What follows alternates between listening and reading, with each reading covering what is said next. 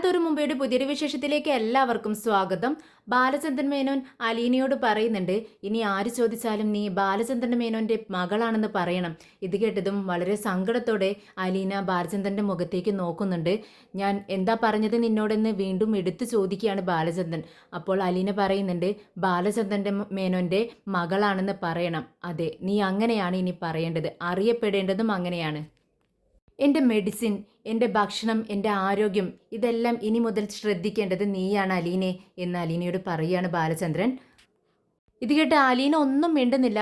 തിരിഞ്ഞ് റൂമിൽ നിന്നും പുറത്തേക്ക് ഇറങ്ങാൻ നോക്കുകയാണ്. വീണ്ടും ബാലചന്ദ്രൻ പറയുന്നുണ്ട്, യുദ്ധത്തിന് വരും പലരും, അപ്പോൾ എൻ്റെ കൂടെ നിന്നേക്കണമെന്ന് ബാലചന്ദ്രൻ പറയുമ്പോൾ അലീന തിരിഞ്ഞു നോക്കുന്നുണ്ട്.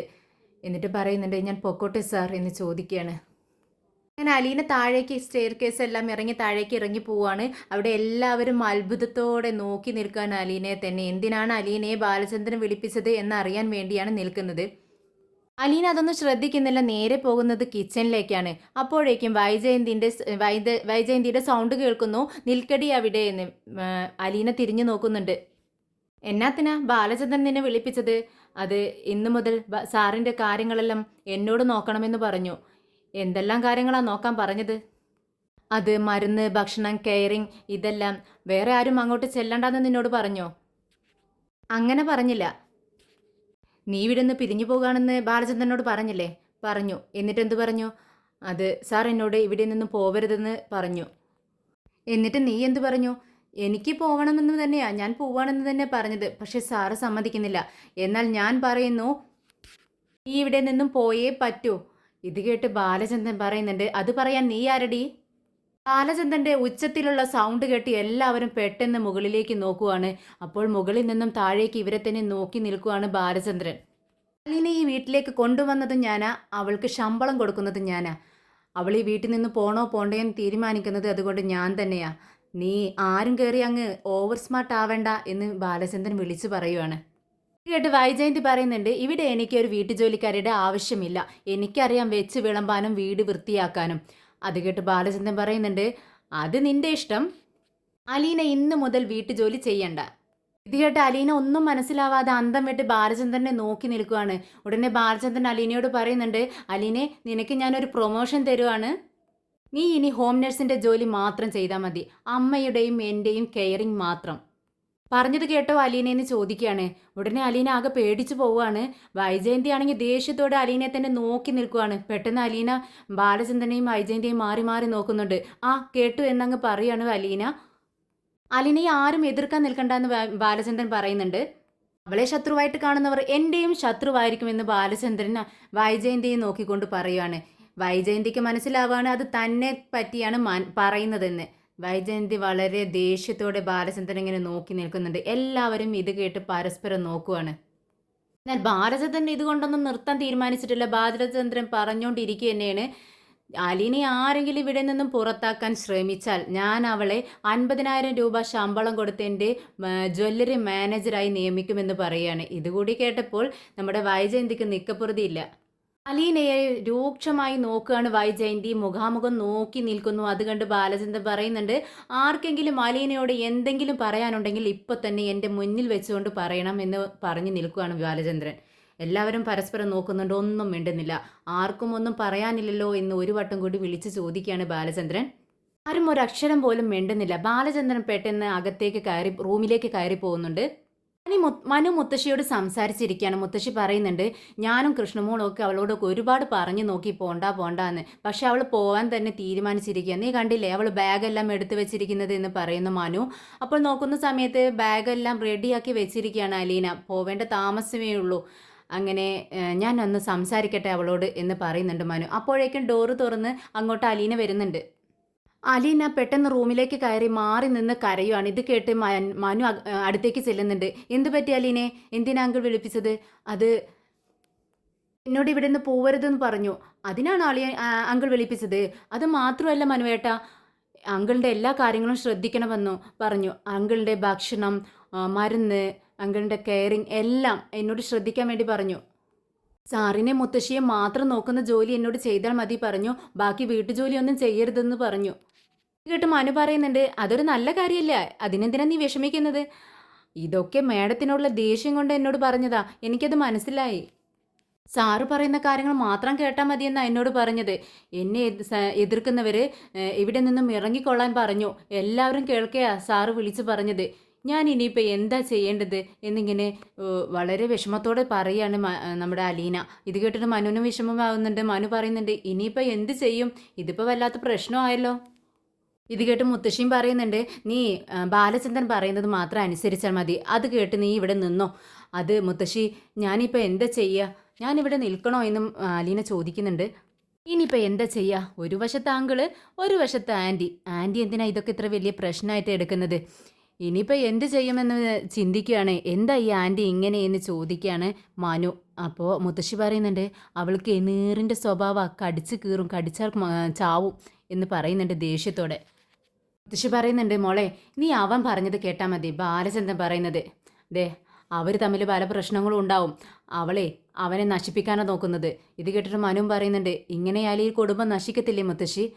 എന്തായാലും ഇതിനിടയിൽ കിടന്ന് ആകെ ടെൻഷൻ അടിക്കുന്നത് ഞാനാ. അവർ തമ്മിൽ ഭയങ്കര പ്രശ്നമുണ്ടെന്ന് എനിക്ക് മനസ്സിലായി മനുവേട്ട. പക്ഷേ ഇതിനിടയിൽ കിടന്ന് ഞാനാ ഉരുകുന്നത്. ഞാനാണ് ശിക്ഷ അനുഭവിക്കേണ്ടത്. പറഞ്ഞ് മനസ്സിലാക്കിയിട്ടൊന്നും കാര്യമില്ല. ആൻറ്റിക്കൊന്നും മനസ്സിലാവില്ല. ഹോസ്പിറ്റലിൽ നിന്ന് തന്നെ ആൻറ്റിയോട് അങ്കിളിന് എന്തോ ദേഷ്യമുണ്ടെന്ന് വ്യക്തമായിട്ട് പ്രകടിപ്പിച്ചതാ. അപ്പോൾ ആൻറ്റി ഒന്ന് ഒതുങ്ങി നിൽക്കണ്ടേ? ആൻറ്റി അത് മനസ്സിലാക്കി ഒന്ന് വിട്ടു നിന്നാൽ മതി കുറച്ച് നാളത്തേക്ക്. പക്ഷേ ആൻറ്റി അത് മനസ്സിലാക്കണ്ടേ? അങ്കിള് മുകളിലെ റൂമിലേക്ക് മാറിയപ്പോഴേ ആൻറ്റിക്ക് മനസ്സിലായി ആൻറ്റിയെ അങ്കിൾ ഒഴിവാക്കുകയാണെന്ന്. അതെന്തിനാ മനുവേട്ട സാർ അങ്ങനെ ചെയ്യുന്നതെന്ന് ചോദിക്കുകയാണ് അലീന. അത് എന്താണെന്ന് എനിക്ക് മനസ്സിലായില്ല അലീനെ. സാറിൻ്റെ അങ്കിളുടെ മനസ്സിൽ എന്തൊക്കെയോ കിടപ്പുണ്ട്. ഇത് കേട്ടതും നമ്മുടെ മുത്തശ്ശിക്ക് ആകെ ഒരു ശങ്ക. എന്തായാലും അലീനെ, കൊല്ലപ്പള്ളിയിൽ വല്യച്ഛനുണ്ടല്ലോ, ഞാൻ അവരുമായിട്ടൊന്ന് സംസാരിക്കട്ടെ, എന്നിട്ട് തീരുമാനിക്കാം നീ ഇവിടെ നിൽക്കണോ പോണ്ടേ എന്നൊക്കെ, കേട്ടോ എന്ന് പറയാണ് അലീനയോട്. അപ്പോൾ അലീന ശരി എന്ന് പറയുന്നുണ്ട്. അങ്ങനെ ബബിതയും കൃഷ്ണമോളും കൂടി ബാഗൊക്കെ തൂക്കി പുറത്തേക്ക് പോകുമ്പോൾ വൈജയന്തി ചോദിക്കുന്നുണ്ട്, അല്ല നിങ്ങൾ രണ്ടുപേരും ഇതെങ്ങോട്ടാ? അമ്മ മറന്നോ? ഞങ്ങൾക്ക് ട്യൂഷനില്ലേ? അപ്പോൾ നിനക്ക് മാത്രമല്ലേ ട്യൂഷനുള്ളൂ, ഇവളെങ്ങോട്ടായെന്ന് ബബിതയെ നോക്കി ചോദിക്കുകയാണ്. അത് എനിക്ക് നോട്ട്സ് കംപ്ലീറ്റ് ചെയ്യാനുണ്ട്. അതിന് ഇവളുടെ കൂടെ നീ എന്തിനാ പോകുന്നത്? അല്ല, ഇവളുടെ ട്യൂഷൻ്റെ പോകുന്നതിന് അടുത്താണ് എൻ്റെ ഫ്രണ്ടിൻ്റെ വീട്. ശരി, നിങ്ങൾ വേഗം പോയിട്ട് വാ എന്ന് പറയുകയാണ്. ഉടനെ കൃഷ്ണമോൾ പറയുന്നുണ്ട് വൈജയന്തിയോട്, അതെ ദയവ് ചെയ്ത് അച്ഛൻ്റെ അടുത്ത് ഗുസ്തി പിടിക്കാനൊന്നും പോവരുത്. ശരി ശരി, നീ പോയിട്ട് വാ എന്ന് പറയുകയാണ് വൈജയന്തി. മനു പുറത്തുനിന്ന് ആരോടോ ഫോണിൽ സംസാരിച്ചുകൊണ്ടിരിക്കുകയാണ്. കുട്ടികൾ വന്ന് മനുവേട്ട ഞങ്ങൾ പോവുകയാണെന്ന് പറഞ്ഞ് യാത്ര പറഞ്ഞ് പോകുന്നുണ്ട്. അപ്പോഴേക്കും വൈജയന്തി അങ്ങോട്ടേക്ക് വരുന്നുണ്ട്.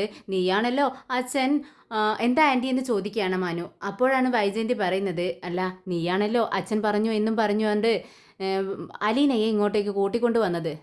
അതുകൊണ്ട് നിനക്കല്ലേ അവളുടെ ഉത്തരവാദിത്തം? അതെ. എങ്കിലേ ഇനി മുതൽ അവൾ ഈ വീട്ടിൽ ആവശ്യമില്ല. അവളെ പെട്ടെന്ന് തന്നെ കൂട്ടിക്കൊണ്ടു പോയിക്കോ. നീ എവിടെ വേണമെങ്കിലും കൊണ്ടുപോയിക്കോ, വേണമെങ്കിൽ കൊല്ലപ്പള്ളിയിലേക്ക് തന്നെ കൊണ്ടുപോയിക്കോ, എനിക്ക് ഒരു പ്രശ്നമില്ല എന്ന് വൈജയന്തി പറയുവാണ്. ആൻറ്റിക്ക് പ്രശ്നമില്ലായിരിക്കും, പക്ഷേ അങ്കിളിനത് പ്രശ്നമാണെന്ന് മനു പറയുകയാണ്. എന്നതാ പ്രശ്നം? അങ്കിളിനെ നോക്കാനേ അവൾ വേണം. ദേ, നീ കൂട്ടിക്കൊണ്ടുവന്നവളെ നീ തന്നെ കൊണ്ടുവിട്ടോ, കാര്യമൊക്കെ ഞാൻ നോക്കിക്കൊള്ളാം എന്ന് വൈജയന്തി പറയുവാണ്. ഇത് കേട്ട് ചിരിച്ചുകൊണ്ട് മനു പറയുന്നുണ്ട്, അതെ ഡോക്ടറെ അങ്ങനെയല്ല പറഞ്ഞത്.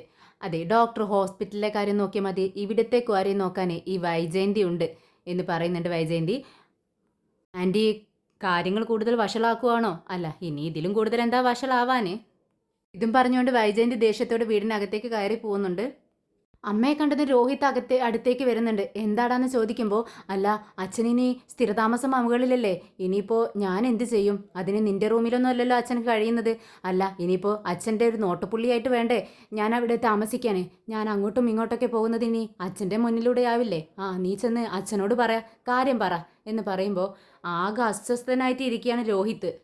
ബാലചന്ദ്രൻ മുകളിലെ റൂമിൽ തൊട്ടടുത്ത റൂമിൽ തന്നെ ഉള്ളതുകൊണ്ട് തൻ്റെ കള്ളത്തരങ്ങളൊന്നും ഇനി നടക്കത്തില്ലല്ലോ എന്ന ടെൻഷനിലാണ് രോഹിത്. നമ്മുടെ മനു കാറിൻ്റെ കീ എടുക്കാൻ മറന്നിട്ടുണ്ട്, അതുകൊണ്ട് അതെടുക്കാനായി അകത്തേക്ക് വരിക. എന്താണെന്ന് വൈജയന്തി ചോദിക്കുന്നുണ്ട്. അല്ല, ഞാൻ കാറിൻ്റെ കീ മറന്നു എന്ന് പറഞ്ഞുകൊണ്ട് ഡോറിൽ തട്ടിക്കൊണ്ട് അലീനെന്ന് വിളിക്കുന്നുണ്ട്.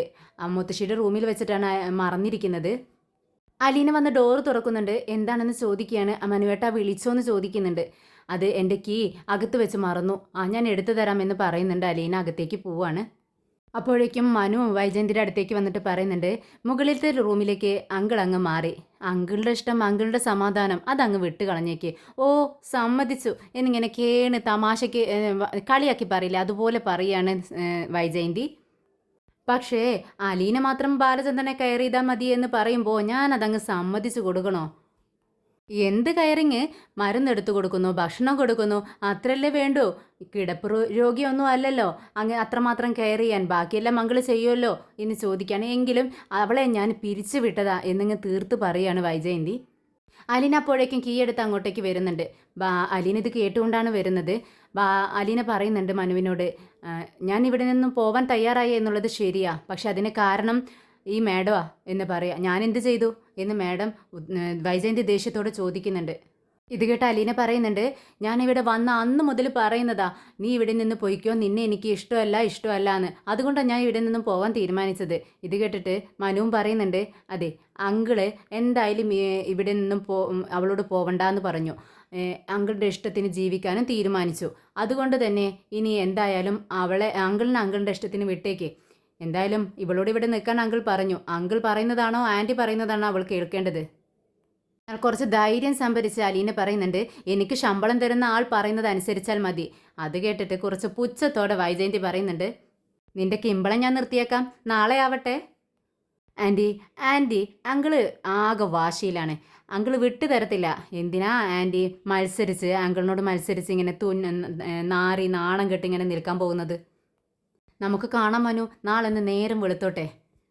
ഇത് കേട്ട് ദേഷ്യത്തോടെ മനു അലീനോട് പറയുന്നുണ്ട്, ദേ നീ നാളെയും പോണ്ട മറ്റന്നാളും പോണ്ട. ബാലചന്ദ്രൻ അങ്കിൾ പറയുന്ന കാലത്തോളം വരെ നീ ഇവിടെ നിന്നോ. ആൻറ്റി എലിയെ പേടിച്ച് ഇല്ലം ചുടാനുള്ള തയ്യാറെടുപ്പെടുക്കനെ നിൽക്കുന്നത് എന്നിങ്ങനെ മനു വൈജയന്തിയെ നോക്കി പറയുന്നുണ്ട്. ഇത് വൈജയന്തിക്ക് ഒട്ടും ഇഷ്ടപ്പെട്ടില്ല.